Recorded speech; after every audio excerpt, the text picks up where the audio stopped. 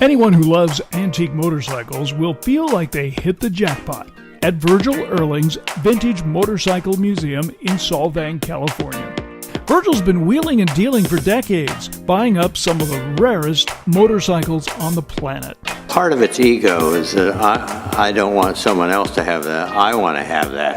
And have it he does. Rare and unusual bikes that span the history of motorcycle technology. Some pieces you'll find nowhere else in the world. I like technology. I'm an engineer physicist, and so the reason I like the motorcycles is you can see the engineering. If you collected cars, you have to crawl underneath to notice all the cool things. But here you don't have to crawl underneath, you can look at it. Virgil got his first motorcycle at age 14. That's the engine light that was in the bike that I used to own. But he's not one to bask in nostalgia. For him, it's the art of collecting, and at that, he's a master. This BMW here is a pre-war BMW. And it turns out BMW got bombed a lot during the war, and so after the war you're not going to find too much of this stuff laying around. So this is one of a couple in the world. This is a bike that's not restored, but this is exactly what you want. This bike was bought from a family that owned it for 100 years. It's called a board track racer. They used to race on racetracks like this floor. No clutch, no transmission. Good luck. There's 6 of these. Audi has 4, I have 2. And so if you were a collector and wanted one of these, good luck. There aren't any. Independent of the French sounding name, this is American, Buffalo, New York. It even has a reverse gear. Why would you need a reverse gear in a motorcycle? Well, because it's got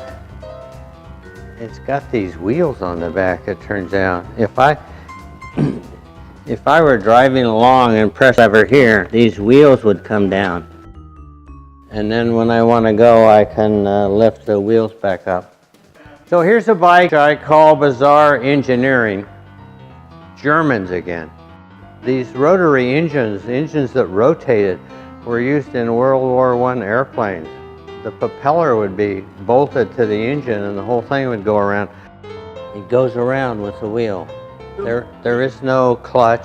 So the engine goes around with the wheel? Yes. You can't stop, there's no clutch. That wasn't that unusual in the old days, actually. Really? This Belgian motorcycle here, which is like 1910, interesting 4-cylinder engine, but then again, no transmission and no clutch.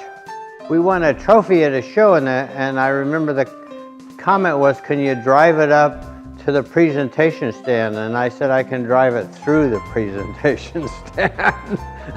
But you can't stop. I can't stop.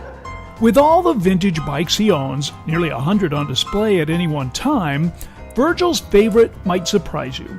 It's this rare Britain V1000 built in the early 90s that is considered by some to be the greatest motorcycle ever built. If there was a fire, the Britain's close to the front door.